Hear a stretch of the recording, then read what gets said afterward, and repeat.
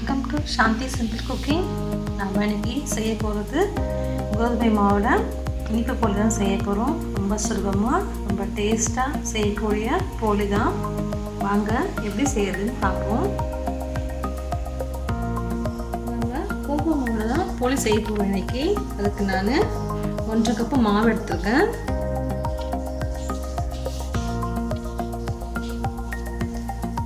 நான் கோதுமை மாவு எடுத்துருக்கேன்.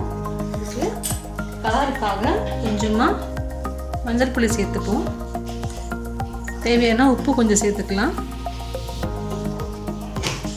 தண்ணி தேவையாக போட்டு நல்லா நல்லா சாஃப்டாக பிசையணும். உங்களுக்கு மாவு நல்லா சாஃப்டாக இருக்கணும்.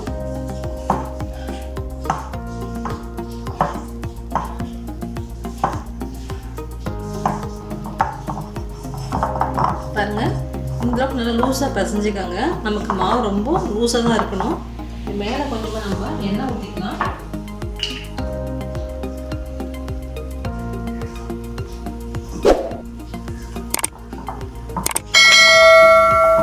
எண்ணெய் ஊற்றி நல்லா சாஃப்டாக பிசைஞ்சு வச்சுக்கோங்க.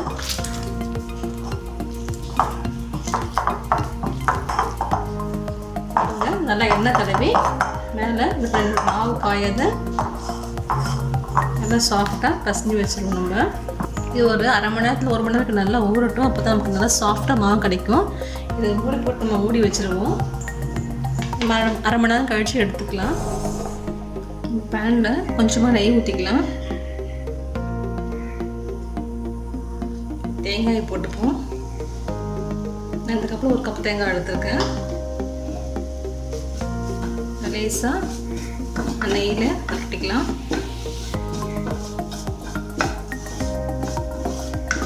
பிடிச்சி வச்சுருக்க வெள்ளத்தையும் நம்ம இதில் போட்டுக்கலாம்.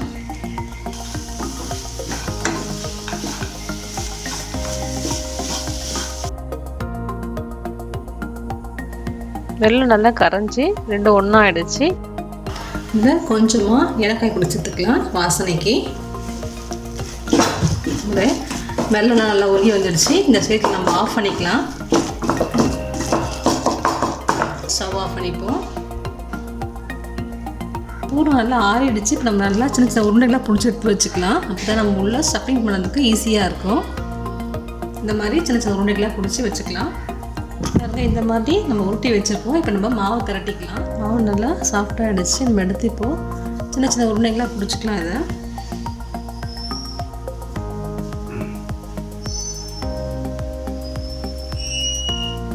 இந்த மாதிரி சின்ன சின்னதாக எடுத்துக்கலாம். பாருங்கள், மொத்தம் எனக்கு 9 உருண்டை வந்து நம்ம திரட்டி எடுத்துக்கலாம். இந்த மாதிரி ஒரு ஷீட் எடுத்துக்கோங்க. எண்ணெய் கவரோ பால்கோ எதுவாக எடுத்துக்கோங்க. நான் பட்டர் ஷீட் மாதிரி எடுத்து வச்சுருக்கேன். கொஞ்சமாக எண்ணெய் தடவிக்கலாம். மாவு நல்லா உருட்டி எடுத்துப்போம். இந்த மாவை நல்லா மெலிசா தட்டிக்கோங்க.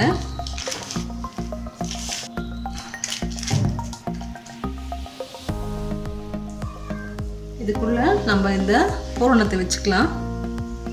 வச்சுட்டு அப்படியே க்ளோஸ் பண்ணிப்போம்.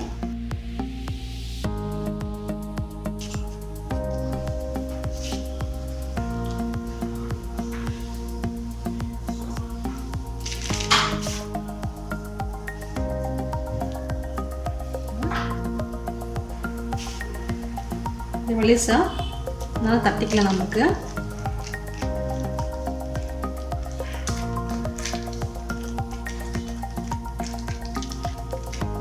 கையில் நல்லா எண்ணெய் வச்சுக்கோங்க. எண்ணெயும் நெய்யும் போட்டு நல்லா மெலிசா தட்டிக்கோங்க.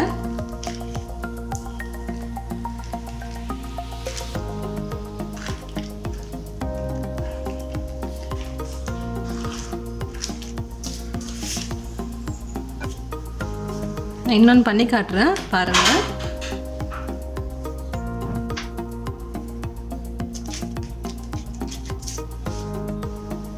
எடுத்து வச்சிருக்க பூரணத்தை உள்ளே வச்சுக்கலாம்.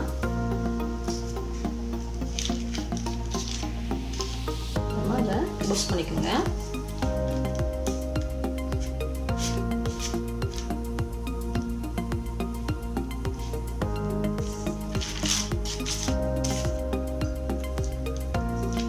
நல்லா ரவுண்டாக தடவி விட்டுடலாம்.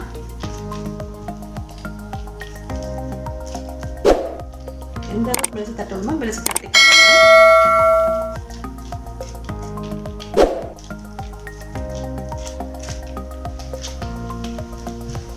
நல்லா ரெடி ஆயிடுச்சு. தவா வச்சு நம்ம சூடு பண்ணிக்கலாம். சூடு பண்ணி அதில் போட்டுக்கலாம்.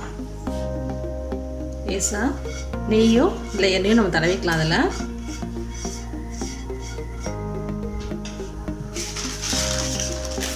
தடவி வச்சிருக்க மாவை நம்ம அப்படியே எடுத்துக்கலாம்.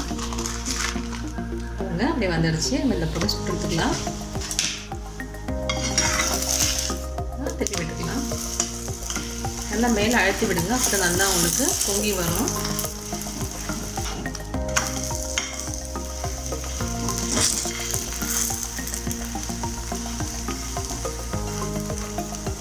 லேசாக அந்த அமுத்தி விடுங்க. மேலே உங்களுக்கு நல்லா வெந்து வரும். அவ்வளோதான், நல்லா சிறந்து வந்துடுச்சு. நம்ம இந்த ஸ்டேஜில் எடுத்துடலாம். இதை நம்மளுடைய கோதுமை புளி ரெடி ஆகிடுச்சு. இதே மாதிரியே நம்ம எல்லாமே சுட்டு எடுத்துப்போம்.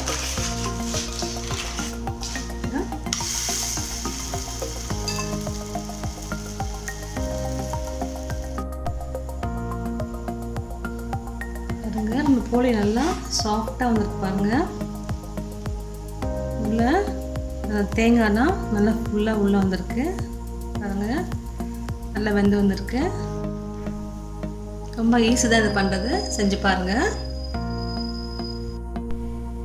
நம்ம போலிலாம் நல்லா ரெடி ஆகிடுச்சு. பாருங்கள் ரொம்ப சீக்கிரமாக செஞ்சிடலாம். இது சாயங்காலம் நேரத்துக்கு கூட நம்ம செஞ்சு சாப்பிட்லாம். இது இல்லை நைட்டுக்கு டின்னர் கூட நம்ம செய்யலாம். குழந்தைங்க கூட நல்லா விரும்பி சாப்பிடுவாங்க. இதை செஞ்சு பாருங்கள். செஞ்சு பார்த்துட்டு உங்கள் கமெண்ட்ஸ் சொல்லுங்கள். நம்ம சேனல் பிடிச்சிருந்தா சப்ஸ்கிரைப் பண்ணுங்கள், ஷேர் பண்ணுங்கள்.